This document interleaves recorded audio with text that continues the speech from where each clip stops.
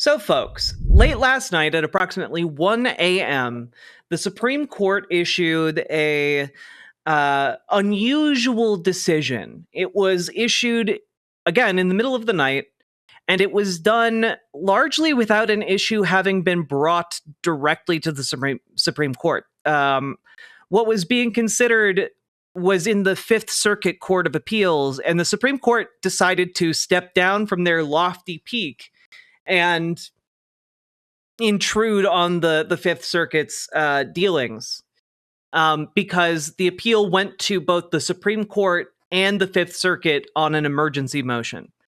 And essentially, what they were weighing in on was whether or not Texas could deport around 200 more detainees to the El Salvador concentration camp, CCOT. And essentially, they said, no. The government needs to stop any and all preparation to deport this group of people. And the wording around it is a bit vague, and some people thought this means no one can be deported under the Alien Enemies Act. That's not what the Supreme Court said. They intervened very specifically because it was thought that these 200 people were imminently going to be deported by some legal fuckery from the Trump administration. And so basically the Supreme Court stepped in and said in a 7-2 ruling, presumably, we don't have the exact voting of people on the court on this one. But the majority of the court stepped in and said, you shall not deport any of these people in these, presumably protected groups. And so it's interesting to say the least. And I have to tell you guys, over and over again, my big question has been, where is the Supreme Court going to land on these issues? And the reality is, we still don't really know, but it's becoming increasingly apparent, especially after the Supreme Court intervened last night, that the Supreme Court is tired of this shit. They've been getting jerked around. The entire court system has been getting jerked around. The Trump administration continues to put out propaganda in direct defiance of the Supreme Court. And it is very interesting to see a majority conservative Supreme Court still be galvanized into action. You know, one of the court rulings from last week that we read only a brief snippet of came from a Reagan-appointed judge who's been a lifelong conservative. And he basically pleaded with the Supreme Court and, the Trump administration directly, but the Supreme Court in tandem, just as like an aside, that what is happening is basically the death of any presumed goodwill or good intentionality by the federal government. And that is long overdue, but understand that is highly unusual. It takes so much for our court system to drop a presumption of goodwill from another branch of the government. And I think that is coming to an end. Okay? MAGA doesn't get the one rule of the corrupt right-wing court. Don't fuck around with the corrupt right-wing court. They finally wake up and get territorial about their power. Yeah, I mean, that's kind of the thing, right? Like, Justice Roberts is not a good man, but like, he does care about the power of the Supreme Court. And this is what I've kind of been hoping would happen, is that Justice Roberts would, at the very least, be willing to go along with this. And we do not know where the other 7 justices landed. All we know is that Alito and Thomas dissented from the majority opinion in the late ruling last night. Okay? So we do know that because they signed a dissent. The rest of it was unsigned, so we don't know what the internal votes of the court were. Okay. Do you think the Supreme Court will be less likely now than they were a year ago to side in favor of Trump? Yes. the way the Trump administration has handled itself in court and in accordance with court orders is something that is unprecedented. I really do need to emphasize this. Like, the kind of actions that the Trump administration is taking, especially with regards to like spiriting people off of the streets and putting them in foreign concentration camps without a trial, without any kind of due process. This is not how it is done in other countries. And the Trump administration, as part of their propaganda push to manufacture consent for this, has basically been saying, "Oh, other countries do this all the time. America's been playing with kid gloves," and that is just not the case. Other countries do not do this. Dictatorships do. And one of the issues here is that, and I think it is becoming more apparent as the days go by, but Donald Trump is pushing too far, too fast, and it is not working. Okay? A lot of these people a lot of these folks in the Trump administration assumed that if he got into power, if they got the right people into different places within the federal government, they would effectively control the country. And that is just not the case. And in making that assumption, they have overplayed their hand long before they have any actual power to seize the courts, to impeach the courts, to remove anyone who would stand in their way. They do not have the power to do that, especially now that people are out there mobilizing against them constantly. It is only going to get worse for them. Okay? What about his Schedule F push? I mean, look, there are going to be bumps. There are going to be ways they're going to try and get around this. They're going to be weaselly. But I think that ultimately what's going to happen here is that, like, they might win a few of these battles, but they are not going to win all of them. They are not going to be able to destroy our entire democratic structure before a reckoning is due. At least that is the impression I get.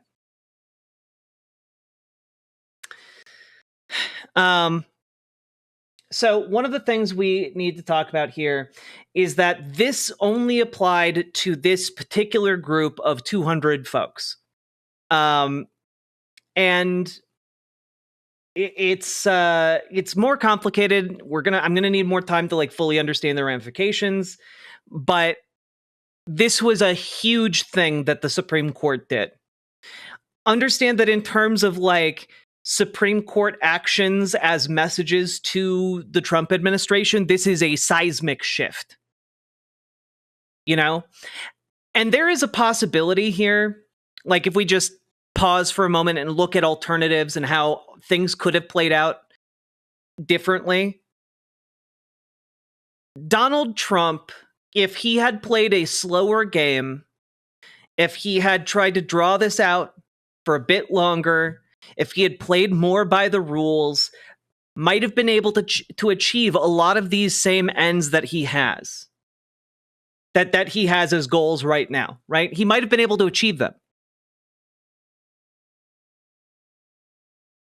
But he did not follow the legal processes, and that is coming back to bite him hardcore. Hardcore. Okay? So, yeah, pins and needles. I don't know what you're saying here, bud. Let's see, they're already addicted to the flood the zone strategy. Yeah, they're really addicted to it, but also like that strategy only takes you to like so far. If all you have is shit, eventually you get into a courtroom and you flood the courtroom with shit. The judge isn't going to have it. You know? The judge is not going to go along with that. But today we have an update. Trump administration asks SCOTUS to lift its block on the second wave of Alien Enemies Act deportations. Secretary General John Sauer opposes any class-wide relief and asks court to clarify that non-AEA deportations can proceed. So basically, what they're trying to say is, oh, we were not going to deport all of these people under the Alien Enemies Act, just a couple of them, and so we'll let us deport the rest of them under a different grounds via different means to the El Salvador concentration camp. Like, that's also not gonna fly, guys. That's not going to fly. Because if you're saying you were going to deport them under the Alien Enemies Act and now you can't then say, oh, well, but can we deport them under something else, though, when clearly the court has already said no. And in this ruling, which is bizarre as hell, right? Or not ruling, in this, request to the SCOTUS, to begin with, the proclamation applies only to members of Tren de Aragua, but applicants themselves dispute that they are Tren de Aragua members. They cannot adequately represent a class of detainees subject to the proclamation. So basically, they're saying that because people in this group claim to not be Tren de Aragua gang members, the Trump administration should be able to deport the non-gang members to the concentration camp. It's crazy. It's crazy stuff. Bizarre as fuck. I wish people weren't being deported, and you know what? They're not getting deported thanks to the Supreme Court ruling. So it's very, very bizarre, and I think that all that this is going to do is piss off the Supreme Court. I think that is all that is happening here. It is making the court more and more angry to have these people keep appealing things that are not generally supposed to be appealable.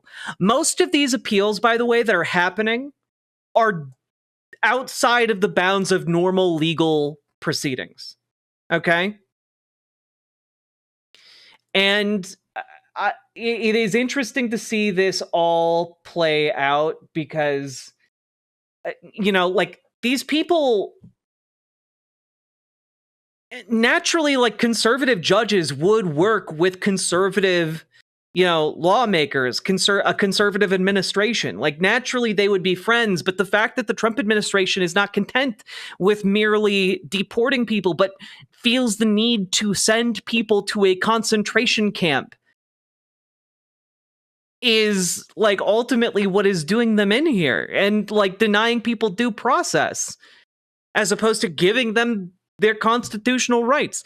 And so it's turning into enemies what would normally be friends.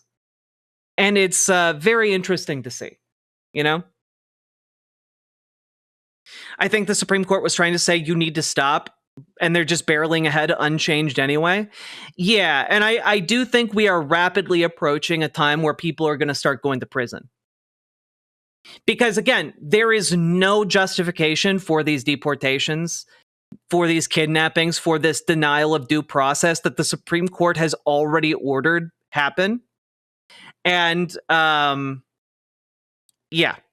So, all of that said, this is very good. To anyone who wants to oppose this administration, what is happening right now is great. Because the courts are being, not radicalized, but at the very least awakened to the fact that this administration is actively hostile to them on principle, to the very concept of law. And the fact that they're waking up to that is very good. It might be the case of too little, too late, but better late than never, I guess. The sheer incompetence of it all might very well be our saving grace. Yeah, no, that is the thing. I forget where I heard this, but it's something the only thing that surpasses their cruelty is their incompetence, and that is our saving grace.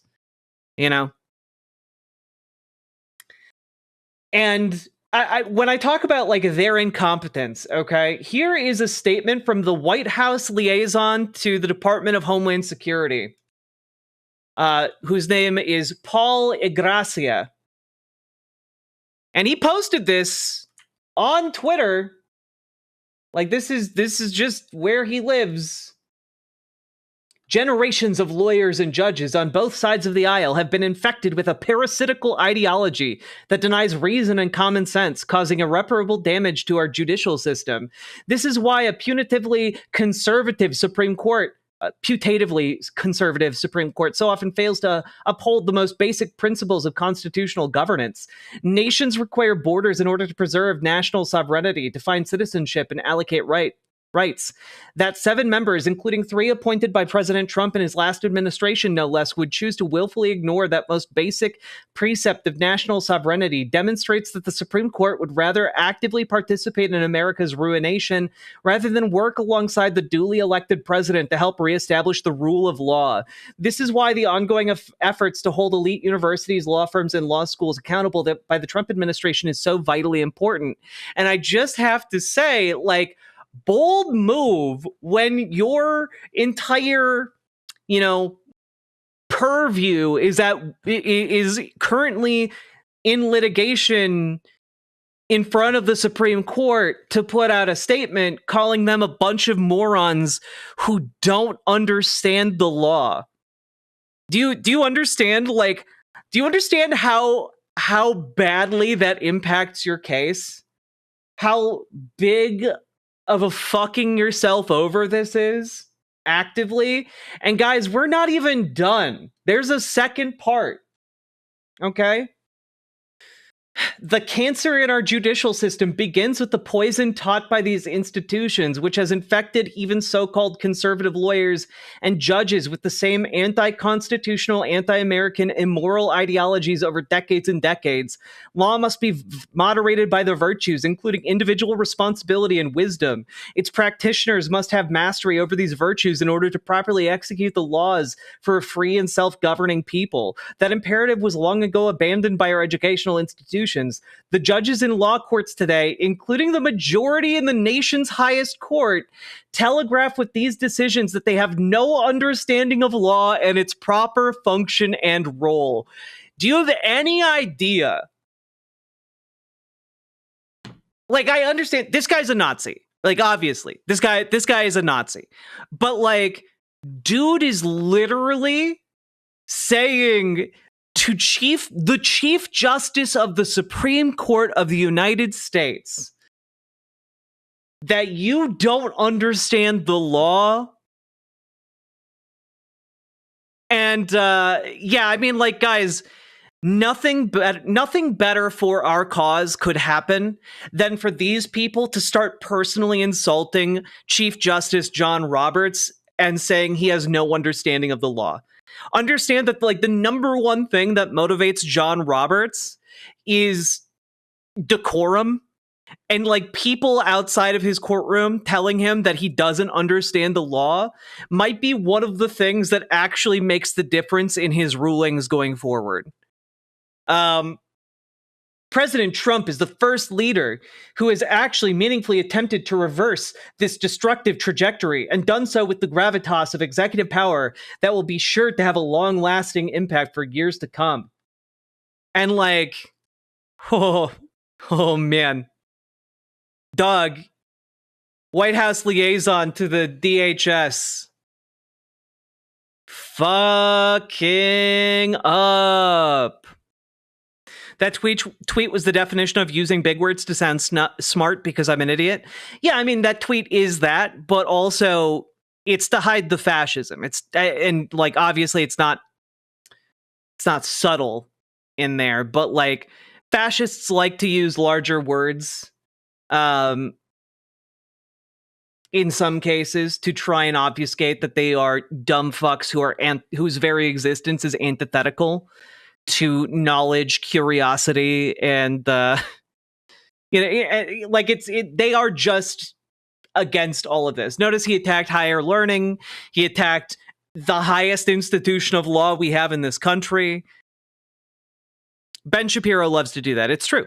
Charlie Kirk will also do this to try and prove his superiority over like colleges, since he never went. It's bizarre. It doesn't really do very well hiding the fascism, if that was the goal. Well, the goal was to make it sound like compelling legalese to like a MAGA base, when in fact it's fascist. You know, a lot of people in the MAGA movement do not recognize themselves as fascist, despite the fact that they uphold many fascist values. You know? They depend on that thin veneer of like patriotism to like deflect from the recognition that they are fascists. That like it's to prevent people from having that "are we the baddies" moment, you know? That was the legal equivalent of a crying baby. Oh, absolutely. The louder these people cry, the better for us. Also, again, need to really reiterate here. Here's Laura Loomer. In most countries, when you cross into the country illegally, you're shot to death on sight. Trump is gracious. Democrats should be happy he's deporting the illegals on planes. There's always alternatives. Just look at how trespassers are treated on other foreign borders. And just really have to reiterate, no, most countries don't just shoot you point blank if you are caught crossing into the country illegally. That's actually not what most countries do, but it's very telling that this is where Laura Loomer wants to take things. Again, when we call these people Hitlerites, we mean it. These people want to have, you know, death camps. It's not an exaggeration. People like Laura Loomer, the craziest of the bunch, want to have camps where they burn people alive. They just want to make sure it's the right people who are being burned alive, you know? Which countries have done this, Laura? Yeah. Like maybe North Korea? Other than North Korea, I genuinely can't think of any others where they just summarily shoot you for crossing the border. This isn't the first time she's advocated for the death of people. No, because she's fucking crazy, you know? Absolutely nuts. That being said, folks, that's kind of where things are with the Supreme Court. And I think it's all worth laying out there because it's not just the ruling that was good. It was the timing.